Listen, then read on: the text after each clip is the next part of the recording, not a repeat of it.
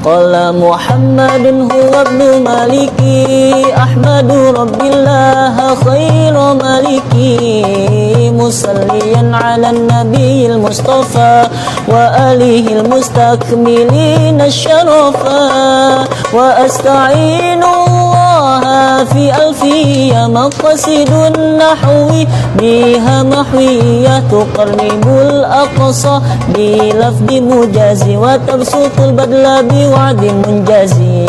Bismillahirrahmanirrahim. Ini sesuai janji saya ngaji tentang am dan khos. An-naul khamisu wal arba'un fi amihi wa khosihi.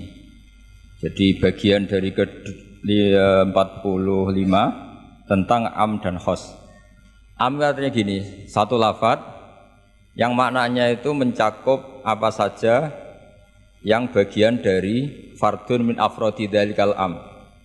Jadi kalau ada orang bilang ja'al insanu, datang manusia, berarti manusia siapa saja, bisa sukunya macam-macam, agamanya macam-macam, asal kecelok atau tersebut sebagai apa? Manusia. Nanti kaitannya tentang hukum. Saya baca ya. Al-amu lafdun yastaghriqu as-soliha lahu min ghairi khasrin.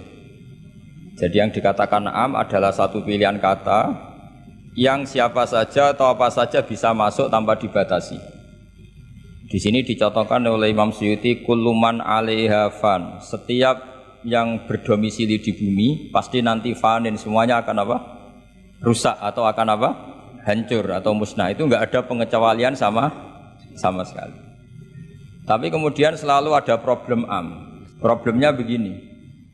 Ada hal-hal yang oleh eksplisit ya, bukan sekedar implisit, eksplisitnya nas itu dikecualikan. Nah, pengecualian itu bisa secara makna maupun secara mafhum. Misalnya begini, kamu punya aturan siapa saja enggak boleh masuk rumah ini. Itu kalau satpam kamu itu pinter, tentu otomatis tidak memasukkan aturan itu tidak termasuk untuk istri dan anak. Nah, nanti nggak boleh terus satpamnya bilang anaknya mau masuk, jangan. Kata bos saya siapa saja, kamu termasuk siapa saja. Atau contoh paling gampang itu istri sedang baik-baiknya ngomong sama suaminya, Mas, nak ingin apa rembuk sama saya, ingin apa saja rembuk sama saya. Ternyata, oh ya, ternyata rembukannya saya ingin poligami. Wah, itu apa saja yang jadi masalah. Padahal kalimatnya kalau ingin apa saja, rembuk dengan saya. Kira-kira kalau inginnya seperti itu, kira-kira masalah apa enggak? Geger kan? Nah itu termasuk apa saja apa enggak? Apa saja. Cuma yang itu jangan. Nah itu ada analisis ulama, sehingga analisis ulama itu mengatakan begini. Fama min amin illa wa yatakhayyalu fihi takhsisu. Saya ulang lagi ya. Fama min amin illa wa yatakhayyalu fihi takhsisu. Enggak ada lafadz am kecuali kebayang ada takhsisnya, kebayang ada pengkhususan. Karena ya otomatis itu otomatis. Kayak tadi misalnya sampean tak bilangin siapa saja enggak boleh masuk rumah saya. Tentu itu ada koridor hukum baik yang difahami secara implisit maupun secara tatanan sosial bahwa itu tentu maksudnya itu orang lain. Tapi kalau gurunya, orang tuanya, anaknya, istrinya tidak akan masuk kaidah itu. Misalnya ya ayyuhalladzina amanu la tadkhulu buyutan nabiyyi illa yudana lakum. Wahai orang-orang yang beriman jangan masuk rumahnya Nabi kecuali dapat izin. Tentu ayat itu bukan untuk Sayyidah Aisyah, bukan untuk Hasan Husain, bukan untuk Sayyidina Ali, bukan untuk Sayyidah Fatimah, karena mereka orang-orang yang otomatis boleh keluar apa? Masuk. Makanya itu enggak gampang ya, menyimpulkan hukum dari Al-Qur'an enggak gampang. Misalnya gini, wa ahallallahu bai'a, Allah menghalalkan jual beli. Tentu enggak pernah kebayang termasuk di situ adalah jual beli narkoba, jual beli yang menipu, jual beli yang merugikan orang. Jual beli ini yang parah lagi ini, provokator ini.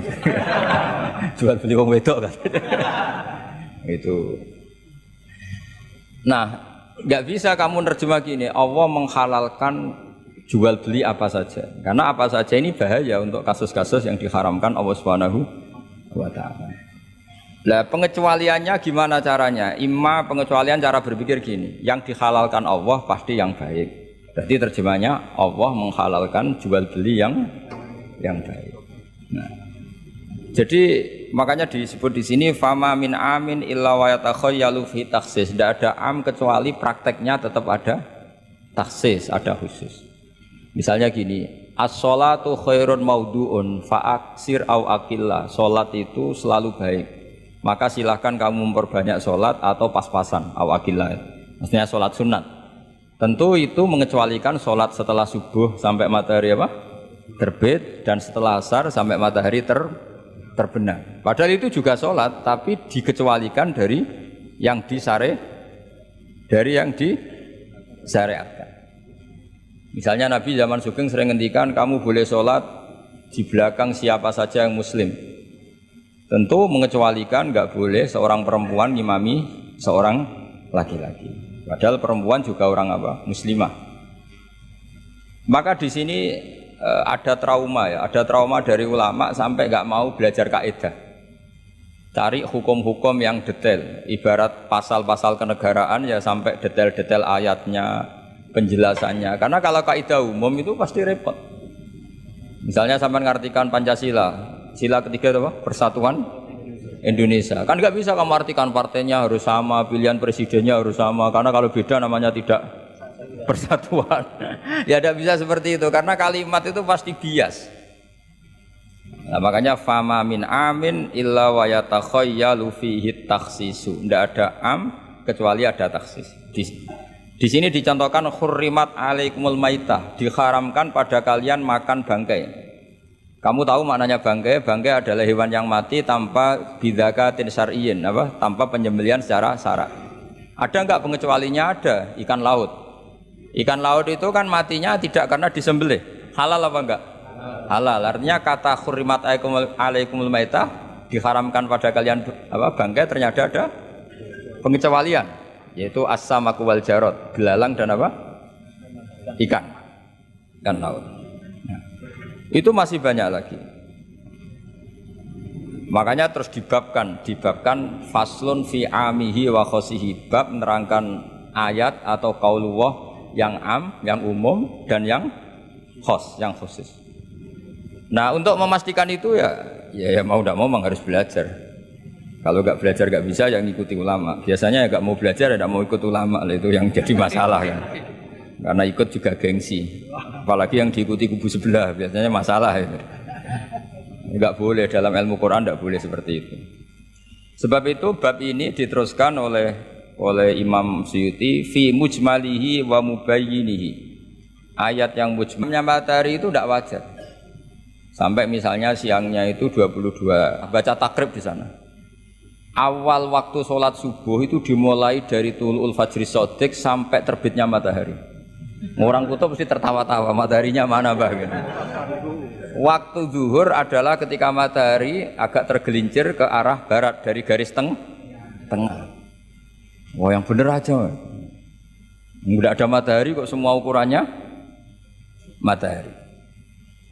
Sehingga dalam ilmu falak astronomi diterangkan daerah yang enggak diliwati khotul istiwa, kalau dalam bahasa Indonesia disebut katulis istiwa, itu sebenarnya dari ilmu falak Arab, itu namanya khotul istiwa. Khotun itu garis, istiwa itu garis tengah. Khotul istiwa terus jadi bahasa Indonesia katul istiwa. Kayaknya tidak mungkin lah orang Indonesia pertama ahli falak, mesti yang ahli dulu itu orang Arab, karena ilmunya dari Arab. Jadi dari kulaan terus dijadikan bahasa sendiri apa? Katulistiwa. Seperti Taj Mahal itu sebenarnya dari bahasa Arab mumtaz mahal. Mumtaz itu spesial, mahal itu tempat. Terus bahasa Indonesia jadi apa? Taj Mahal. Itu kacau semua itu bahasa apa? Saya terangkan.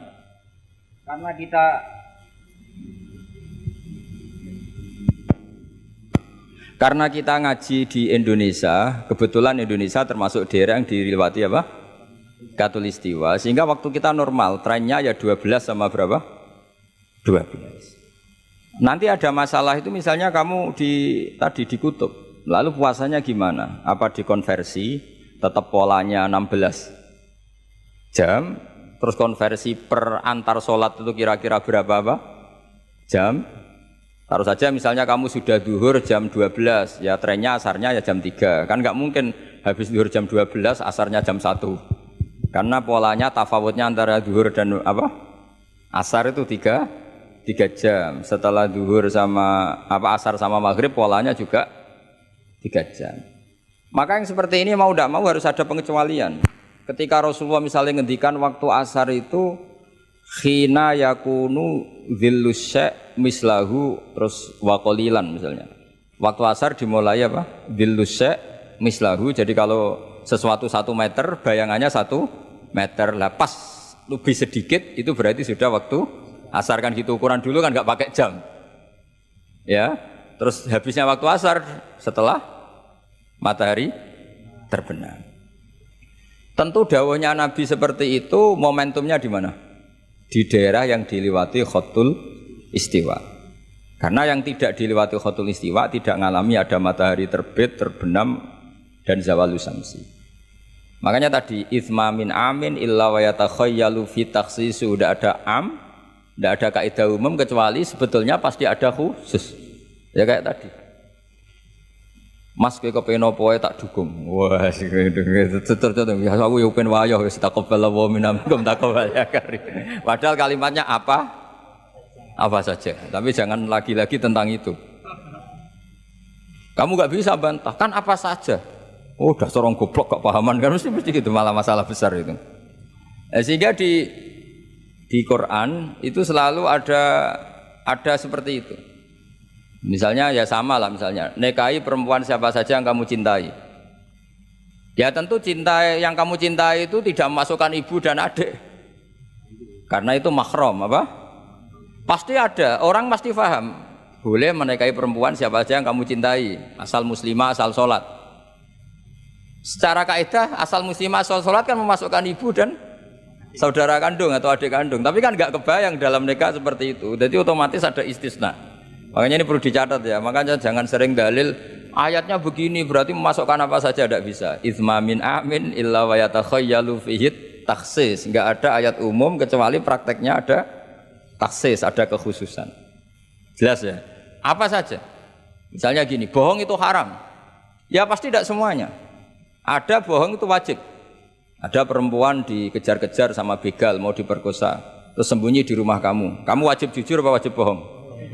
Wajib jujur apa wajib bohong? Wajib bohong. Kalau kamu jujur namanya kebodohan. Bukan. Pak, cawe dok mau ning ndi? Monggo teng mriki kula dudon. Itu tidak jujur, itu goblok gitu.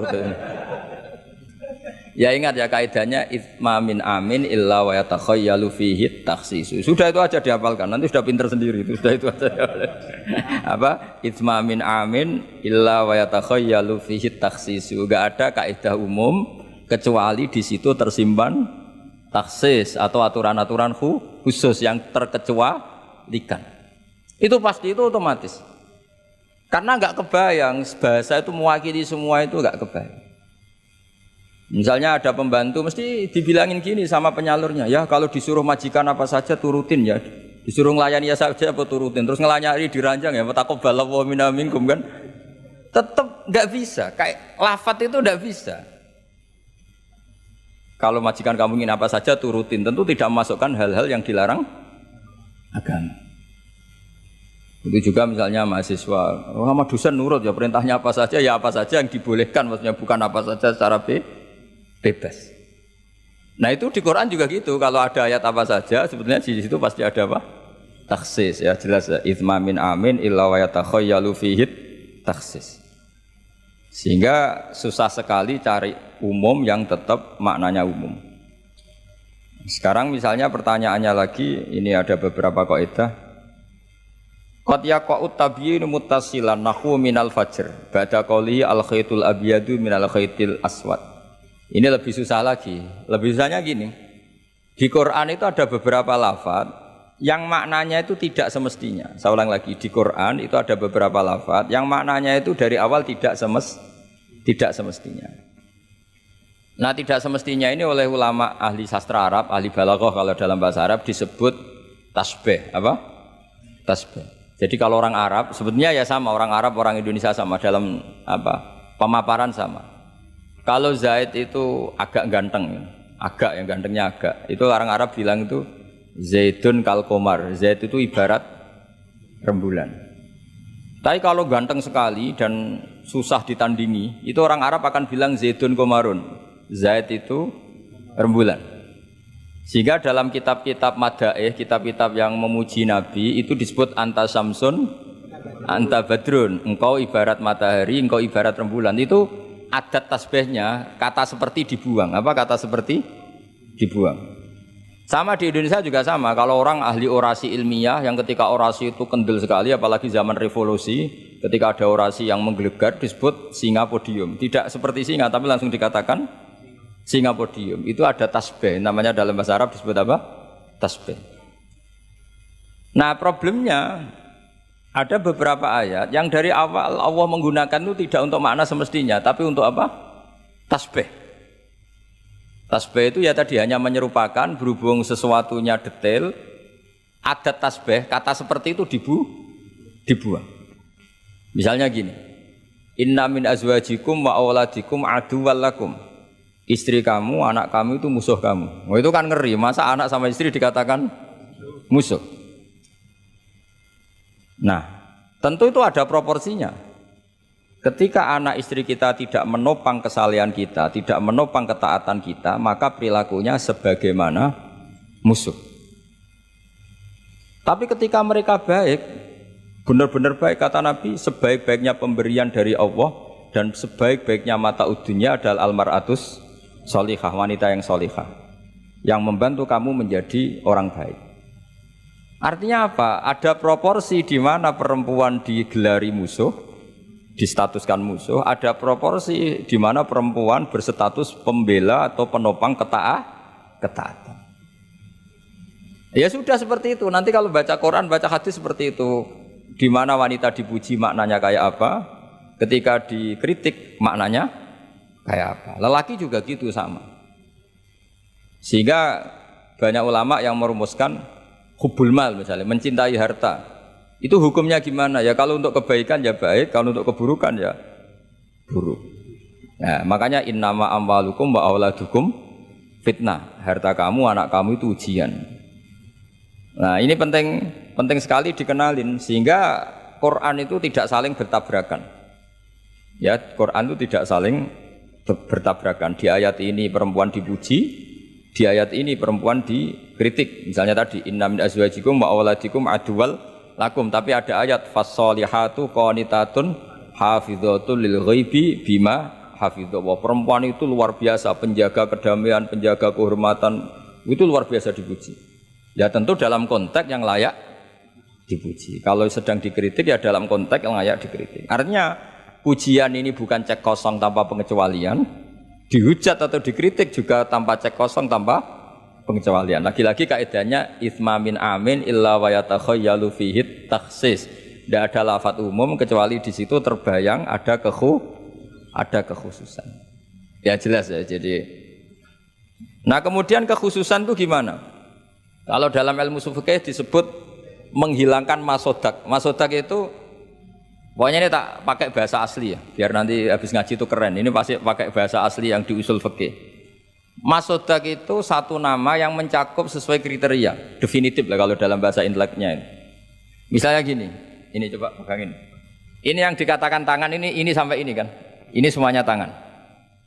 Nah ini namanya mujmal. Kata Rasulullah misalnya kalau kamu wudu, basuhlah tangan kamu.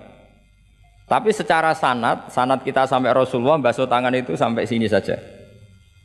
Ya kan? Itu di bab wudu. Sampai siku saja. Tapi sikunya terbasuh loh ya. Jelas ya. Padahal ini juga tangan. Tapi di bab qat'u yadis sarik, di bab memotong tangannya pencuri, wasariqu wasariqatu faqta'u aydiyahuma. Orang kalau mencuri dalam ajaran Islam atau negara Islam dipotong tangan. Segini apa hanya segini? Sampai gelang kaki apa mata ini namanya? Pergelangan apa sampai sini? Pergelangan. Padahal kalimatnya ya faqta'u aydiyahuma, maka potonglah tangannya. Tapi ternyata di bab potong tangannya pencuri di negara Islam hanya pergelangan, tapi di wudu sampai siku. Lalu kalau mau tanya ukurannya apa Gus? Ya itu ukurannya ngaji tadi. Ya ukurannya ngaji memang nggak bisa dijelaskan. Kalau nggak paham jangan protes terus. Ya sudah seperti itu. Apalagi misalnya di Quran disebut jika kamu tahallul dari haji maupun umroh, muhallikina ru'usakum, itu lafadznya muhallikina ru'usakum, memotong kepala. Masa setelah haji dibantai kan enggak? Nah itu ru'us di situ itu dengan makna apa? Rambut. Lalu pertanyaannya harus semua apa sebagian? Nah itu kan masalah. Nah itu namanya mujmal. Mujmal itu lafadz yang umum, masodak kalau dalam bahasa Arab. Kemudian kita mencari-cari sanad. Saya ulang lagi, kita mencari-cari sanad sampai Rasulullah dulu beliau maknanya kayak apa. Akhirnya ternyata Rasulullah kalau tahallul ada yang gundul, pelontos, didoakan sampai 3 kali, Allahumma marhamil muhallikin. Terus sahabat pada usul, wal muqassirin ya Rasulullah. Masyhur itu kan, ya Allah semoga orang yang cukur gundul engkau beri rahmat yang banyak. Sahabat yang enggak mau gundul usul wal muqassirin, juga yang cukur apa? Pendek. Nabi masih ngulang lagi, wa marhamil muhallikin. Mereka protes lagi, wal muqassirin ya Rasulullah, tapi Nabi masih enggak mau ngendikan apa? Nah, terus baru ketiga sudah disebut, baru yang terakhir bilang apa? Wal muqassirin, juga yang cukur pendek. Lalu ukurannya apa? Imam Syafi'i milih qadru'un mulatil asbu, sekadar apa? Ujungnya apa? Jari. Sehingga pokoknya kira-kira segini. Jumlahnya minimal berapa? 3. Nah seperti itu mau tidak mau lafadz itu mujmal, kita tidak pernah bisa tahu tanpa sanad ke Rasulullah Shallallahu Alaihi Wasallam. Karena Nabi yang punya otoritas litubayyina linnasi ma nuzzila ilaihim. Kamu Muhammad yang punya otoritas menjelaskan apa yang saya turunkan. Karena kalau tanpa Nabi tidak bisa. Misalnya Allah hanya ngendikan wa yuqimunas shalat. Orang baik adalah yang mendirikan sholat. Jumlah rakaatnya kamu tahu tanpa Nabi? Enggak tahu kan, mana yang wajib, mana yang sunat juga enggak. Makanya ketika ada orang mau belajar sholat sama Nabi, kata Nabi sudah di sini aja nginep kan. Terus kamu sholat terus di belakang saya. Setelah 3 hari nginep, Nabi ngajarinya mau gini dok, sallu kama ra'aitumuni usolli, ya sudah niru saya. Jadi Nabi nggak pernah ngajar kayak di kampus-kampus nulis, terus nerangin itu ndak. Kalau ada orang belajar sholat, ya Rasulullah saya ajarin sholat sebagaimana sholat engkau. Ya sudah nginep di sini 3 hari, kamu sholat di depan. Ya sudah, terakhir mau boyong, Nabi hanya ngendikan sallu kama ra'aitumuni usolli, ya sudah kamu sholat kayak saya. Ketika musim haji juga gitu. Orang disuruh haji, kata Nabi, apa saja yang saya lakukan dilihat ya. Ya Rasulullah. Setelah selesai haji, Nabi hanya ngendikan litakhudhu anni manasikakum apa? Litakhudhu anni manasikakum, ya sudah kamu mengambil cara ibadah haji dengan melihat saya. Nah, cara-cara seperti itu sebenarnya lebih efisien ketimbang tag. Karena kalau tag itu bias. Sudah bias, kalau umum mesti potensi taksis, ya potensi apa? Taksis. Ya jelas ya. Jadi ini saya teruskan lagi ya.